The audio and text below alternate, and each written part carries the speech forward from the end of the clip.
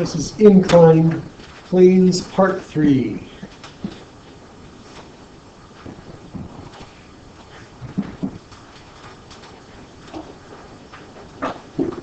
What we're going to do in this video is we're going to imagine a surface, a stick or a ramp of some kind that is adjustable. And we're going to slowly raise the ramp to a larger and larger angle until a block situated on the ramp just begins to start sliding down the ramp. When this angle theta is very low, the frictional force is sort of matching or outweighing the gravity, which means that the block doesn't slide. But we all know that if this ramp angle gets higher and higher and higher, eventually the gravity will begin to beat the friction and it will cause the block to slide down the ramp. So we are looking for what is the magic angle. Maybe we'll put at what angle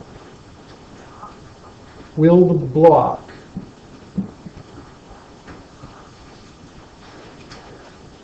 just begin to slide down the ramp. And the only other bit of information I'll give you is the mass. Okay. We'll call it 10 kilograms, sort of nice easy math. And we need a coefficient of friction, 0.2. So this angle is going to get bigger and bigger right here, and we're going to try to figure out what would be the angle when it actually would cause the block to begin sliding down the ramp. The way we do that is just like we did all the other questions. We start by drawing a free body diagram. And so we'll draw our force of gravity right here, Fg. And we know that Fg is equal to mg, in this case 10 times 9.8, which is 98 newtons. A lot of students ask me, why don't you put negative 9.8, sir? Because gravity is supposed to be down, and the acceleration of gravity is negative 9.8. When I draw a free body diagram, the arrows are telling me the directions of the forces. And so what I do on the picture is I simply figure out the magnitudes of the forces. And I don't worry about directions, because you see, we're working in two-dimensional space, so pluses and minuses can become very confusing and sometimes can be lead you the wrong way. If I put negative 9.8 here, you might think negative 9.8 down, which technically would mean up, and it creates problems. So in the picture, I put magnitudes only, just the amounts of the forces. I don't worry about the direction because the arrows tell me the direction. But when I put those numbers into the math later, we will tell the math which direction they're going by adding in pluses and minuses at the right time. Okay, the other force we would have would be a normal force. Remember, it's perpendicular to the surface, so it goes off on a funny angle. And then in this case, there is no force being applied to this block. We're just lifting up the ramp and waiting for gravity to do its work. So the only other force would be the friction force. We have a coefficient of friction here. And in this case, the friction would have to stop or resist the block from moving down the ramp by pulling up. So we know that our friction force would go on this side, and it would resist gravity's attempt to slide the block down the ramp. So this is technically a war between gravity and friction, isn't it? At low angles, the friction is going to win because the gravity component down the ramp will be quite small. But at high angles, the gravity would win because the gravity component would be much higher and the friction can pull back.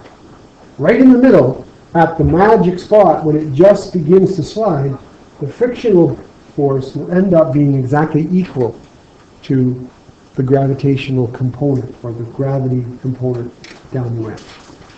Speaking of components, we know that when we deal with inclined planes, we tilt our reference frame, our Cartesian plane, so that our y-axis is sort of perpendicular to the ramp, and our x-axis becomes the ramp. And this makes our life a lot simpler.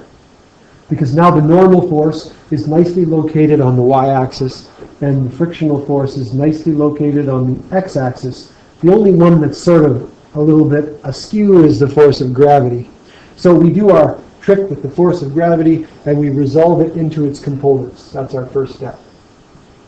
Put this force here, and at right angles to that, these two components are the x and y components of gravity. And we'll get rid of this mark. They can be calculated. First of all, we have seen in the previous video that if the angle at the ramp is theta, then a little bit of simple geometry tells us that this angle inside will also be theta. So we'll just assume that without going through that proof. Then we know that this side will be mg, and because it's adjacent to the angle, it'll be cos theta. And since mg is 98, then this would be 98 cos theta. But we don't know what the theta is. That's what we're trying to find out. And we call this FGY, the y component or the vertical component of gravity. And then on the other side we have mg sine theta, because this is the side that is opposite to the angle in question. Then it would be 98 sine theta in this case, which we call FGX, or the horizontal component of gravity. Now that I've done this, the red line is no longer needed. It's no longer in my question because I've expressed it as the sum of the two purple arrows, the two purple vectors. So I will never look at that red line again. Now I move on to the next step, which is setting up my net force equations. So we'll start with F net y, all the forces in the y direction. And if we look at the picture, I think there are two of them. There's a normal force right here pulling up. So we're looking in the up and down direction. And there's the FGY, the gravity force that's vertical. So we'll write that down. We have a normal force and we have an FGY. Now, the net force in the vertical direction is going to be a zero because this block is not going to accelerate anywhere in the direction vertically. It's not going to lift off the ramp and it's not going to somehow sink into the ramp. So we know that these forces must balance and the net force in the y direction has to be a zero. So there will be no acceleration. So ma, but a is a zero, so 0 equals Fn. And then if we look at our y component of gravity, FGY, we see that it's equal to 98 cos theta. But I have to tell the math that this arrow is down. So I put negative 98 cos theta so that the math understands what... Math can't see the arrow, can it? Only we can. So we need to tell it with the negative sign. And then you can see what happens. We move this to the other side. 98 cos theta is our expression for the normal force.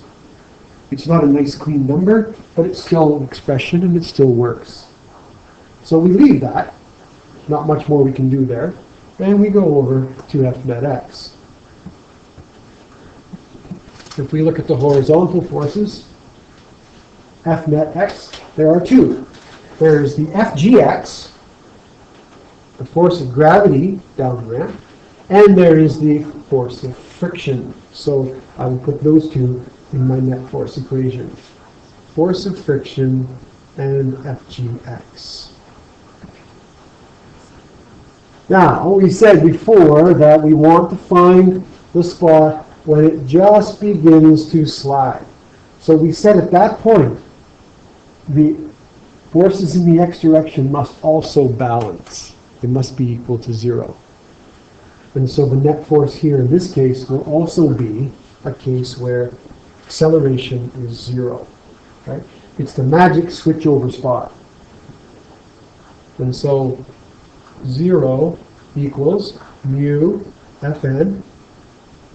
And we happen to know FGX, 98 sine theta, but we also must tell the math that this arrow is pointing to the left, so I need to put a minus sign in there for it. And if you move, this becomes a 0 on this side. So if you move to the other side, we get 98 sine theta, and mu is 0.2, right? I believe we were told that at the start. There's our mu, 0.2 for friction. So 0.2, and now I'm going to have to squeeze this in. I have to write 98 cos theta for the normal, because that's what I found over here, bringing that over. And then I have to squeeze in here minus the 98 sine theta, which is still there. Sorry about that squeeze.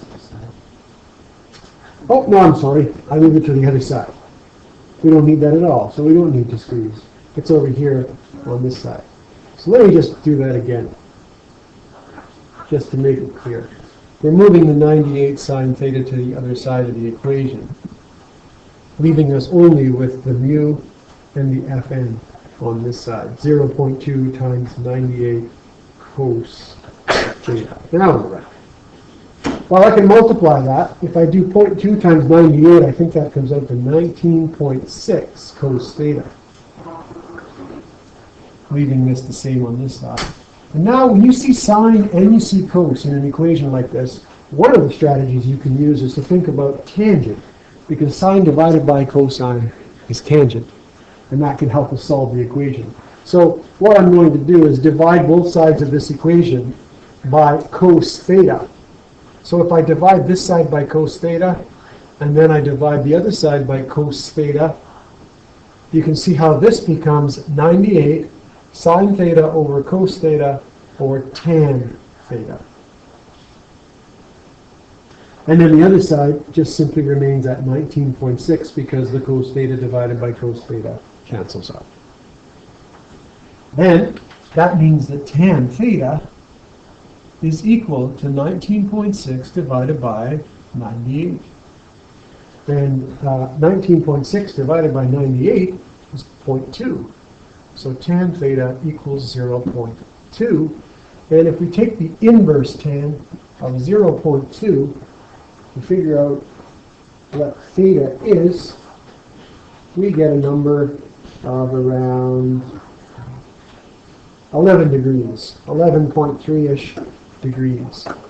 So when the ramp reaches 11.3 degrees, the mass will just begin to start sliding down the ramp. It's not a big angle, but that's because the coefficient of friction means that it's a fairly slippery surface. So it doesn't take much of an angle for this to happen. Now I just want to point something out. I want you to look right here at this expression that we found. Now I want you to go back to the original question, looking at all the numbers we were given. Do you notice anything interesting? The coefficient of friction was 0.2 right here, which leads us to believe, when we look at the end result, that all that matters is the coefficient of friction in this question.